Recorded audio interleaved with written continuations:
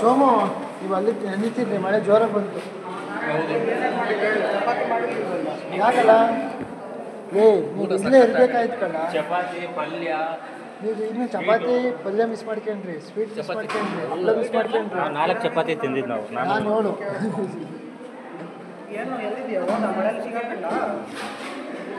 ಇನ್ನೂ 3 ತಿನ್ಬೋದಿತ್ತು ನಾವೇ ಸ್ವೀಟಾ ದೂದ್ ಪೇಡ ಚೆನ್ನಾಗಿತ್ತು ದೂದ್ ಪೇಡ ಮೈಸೂರು ಪಾಕ ಮಿಕ್ಸು ಚೆನ್ನಾಗಿತ್ತು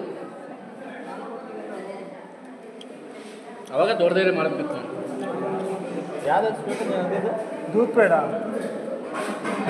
ವಿಡಿಯೋ ಆಗ್ತೈತಾ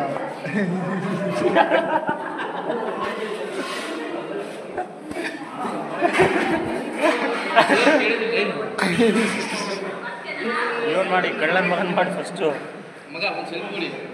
ಒಂದು ಮೆಮೊರಿ ಇರ್ಬೇಕು ಅದಕ್ಕೆ ಮಂಜು ಹೆಂಗನ್ನಿಸ್ತು